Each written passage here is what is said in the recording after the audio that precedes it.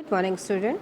आज हम पढ़ेंगे क्लास 11th का काव्य खंड का पाठ 2 जिसका नाम है मीरा।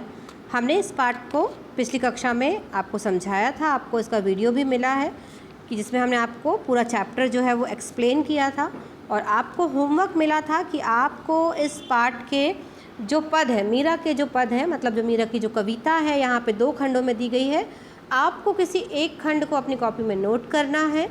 साथ साथ आपको शब्द अर्थ, इस पाठ के शब्द अर्थ आपको अपनी कॉपी में लिखना है। साथ में आपको एक वीडियो और आया था चैप्टर एक्सप्लेन के साथ, मीराबाई का जीवन परिचय।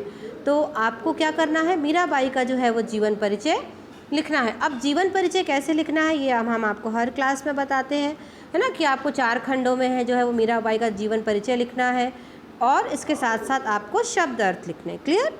आज जो हम करने वाले हैं इस पाठ में वो है, आज हम करेंगे इस पाठ में, आज हम करेंगे इस पाठ के प्रश्नोत्तर जिसे हम आपको समझाएंगे। और आपको क्या करना है, आपका जो होमवर्क होगा कि आपको इस पाठ के प्रश्नोत्तर को समझकर, इस वीडियो के माध्यम से आपको प्रश्नोत्तर को समझना है और अपनी कॉपी में नोट करना है। क्लियर? चलिए आते हैं हम प्रश्नोत्तर की ओर। सबसे पहला यहाँ पर जो दिया गया है प्रश्न, आपकी पाठ्यपुस्तक के अनुसार मीरा कृष्ण की उपासना किस रूप में करती हैं, वह रूप कैसा है? पहला जो आपका प्रश्न है, मीरा कृष्ण की उपासना किस रूप में करती हैं, वह रूप कैसा है?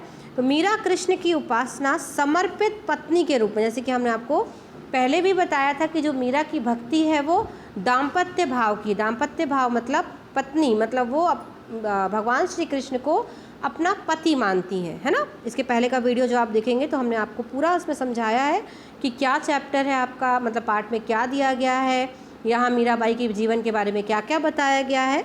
तो आप पहला वाला वीडियो ज़रूर देखिएगा। और आज जो हम समझाएंगे वो है प्रश्नोत्तर। तो मीरा कृष्ण की उपासना समर्पित पत्नी के रूप में करती हैं। वह स्पष्ट रूप से कहती हैं कि कृष्ण के सिवा, यानी कृष्ण के अलावा इस दुनिया में उनका कोई अपना नहीं है। मीरा का यह प्रेम अलौकिक है जिसकी कोई परिभाषा नहीं है। कृष्ण के प्रति उनका प्रेम निश्चल, समर्पित और आस्था से भरा है। वे स्वयं को कृष्ण की दासी मानती हैं। क्लियर? आगे बढ़ते हैं। प्रश्न क्रमांक 2। प्रश्न क्रमांक 2 है आपका, भाव व शिल्प सौंदर्य स्पष्ट कीजिए। असुवन जल सींची सींची प्रेम बेल बोई, अब तो बेल फैल गई आनंद फल होई। तो यहाँ पे मीराबाई, से बहुत क्लियर है ये लाइनें, आपने जब इसको पढ़ा तो आपको बहुत क्लियर समझ में आ गया होगा कि मीराबाई कह रही हैं कि मैंने अपनी भक्ति की जो बेल है, मतलब अपनी जो भक्ति का जो पौधा है, जो बेल रूपी पौधा है, उसको अपने आंसुओं से सींचा है। मतलब जब पेड़ को, पौधे को आवश्यकता होती है जल की, तो वो जल मैंने कहाँ से दिया है, मैंने आंसुओं के जल से अपने कृष्ण के प्रेम की जो बेल है वो बोई है। और अब जो मेरी बेल है वो बड़ी हो गई, मतलब मेरा जो पौधा है भक्ति का वो बड़ा हो गया है और अब मुझे आनंद का फल, मतलब खुशी का जो फल है वो बेल से, भक्ति की बेल से प्राप्त होगा। ठीक है? तो इस तरह से आपको लिखना है। बहुत अच्छे से यहाँ पे देखिए दिया गया है, प्रस्तुत पंक्तियों में मीरा की कृष्ण के प्रति भाव भक्ति का वर्णन किया गया है। तो इस तरह से आप इस प्रश्न के उत्तर को लिखेंगे। आगे बढ़ते हैं। प्रश्न क्रमांक 2 का ही खा दिया गया है। दूध की मथनिया बड़े प्रेम से बिलोई, दही मथी धृत काढ़ी लियो, डारी दही होई। तो यहाँ पे क्या बताया गया है कि मैंने अपने भक्ति रूपी दूध को इतना मथा है कि उससे क्या प्राप्त हो गया है, उससे मुझे घी और मक्खन प्राप्त हो गया है और जो छाछ है वो अलग हो गई है। तो वहीं यहाँ पर इसका अर्थ हमें लिखना है और शिल्प सौंदर्य लिखना है। अगला जो प्रश्न की बात करते हैं हम, लोग मीरा को बावरी क्यों कहते हैं?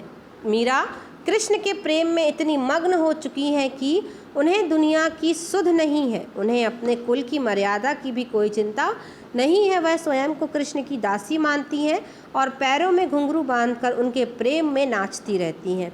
लोग मीरा के इस कृष्ण भक्ति को देखकर ही उसे बावरी कहते हैं। क्लियर? आगे बढ़ते हैं। प्रश्न क्रमांक 4। बिस्का प्याला राणा भेजिया, पीवत मीरा हंसी, इसमें क्या व्यंग छिपा है? इस पंक्ति में मीरा ने अपने परिवार के लोगों पर व्यंग किया है जो उनके कृष्ण प्रेम को पहचान नहीं पाए। वे मीरा की कृष्ण भक्ति को कलंक समझते थे। मीरा का भजन, नाचना, गाना, साधुओं की संगत में रहना कुल की मर्यादा के विरुद्ध था। इस कारण राणा जी ने भी उन्हें मारने के लिए विष का प्याला पीने के लिए बाध्य किया, जिसे मीरा ने सहर्ष मतलब खुशी खुशी स्वीकार किया। वह हंसते हंसते जहर पी गईं और अमर हो गईं। कृष्ण की भक्ति ने उन्हें बचा लिया। आगे बढ़ते हैं प्रश्न क्रमांक 5 की ओर। मीरा जगत को देखकर रोती क्यों है? तो मीरा संसार के लोगों की अविवेकता और व्यर्थ के सांसारिक मोह माया में पड़कर भ्रमित होने से दुखी है। उन्हें भगवत प्रेम की समझ नहीं है, इसलिए झूठे आडंबरों तथा विषय वासनाओं में लिप्त है। मीरा संसार को देखकर रोती हैं, अर्थात दुखी है। ठीक है, आगे बढ़ते हैं प्रश्न क्रमांक 5 जो कि आपके पाठ्य पुस्तक में है। इसके बाद आप देखेंगे कि पद के आसपास मतलब पाठ के जो आसपास जो प्रश्न हैं वो भी 3 प्रश्न यहाँ पे दिए गए हैं।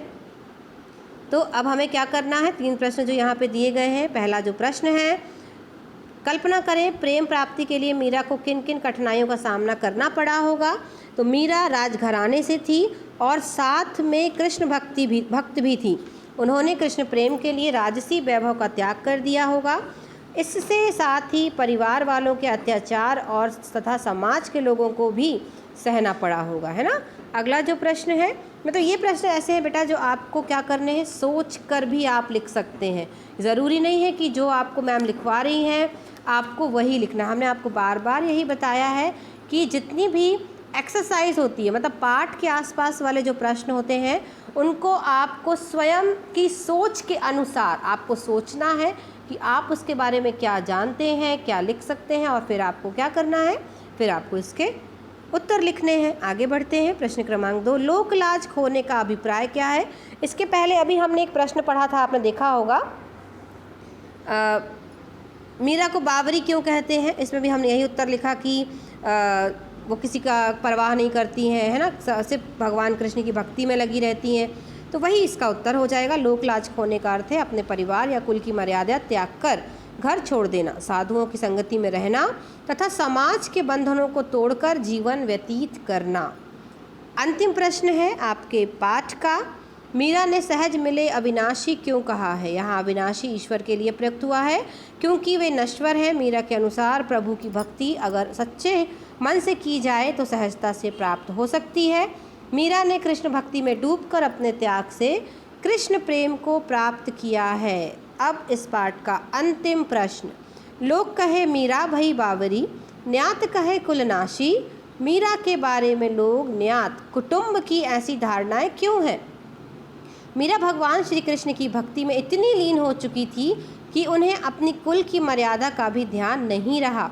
वह साधुओं की संगति में रहती थी और भजन कीर्तन करती थी। मीरा के इस कृष्ण प्रेम को लोगों ने पागलपन का नाम दिया। उनके कृष्ण के प्रति दीवानगी को देखकर रिश्तेदारों ने उन्हें कुल विनाशिनी कहा है। उनके अनुसार मीरा ने कृष्ण से प्रेम करके कुल की छवि मिट्टी में मिला दी है। क्लियर?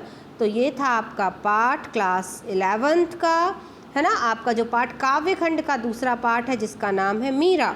अब आपको क्या करना है, आप आज प्रश्नोत्तर भी इसके समझ लिए हैं। आपको अच्छी सुंदर हैंड राइटिंग में अपनी कॉपी में इस पाठ के प्रश्नोत्तर को लिखना है और याद करना है।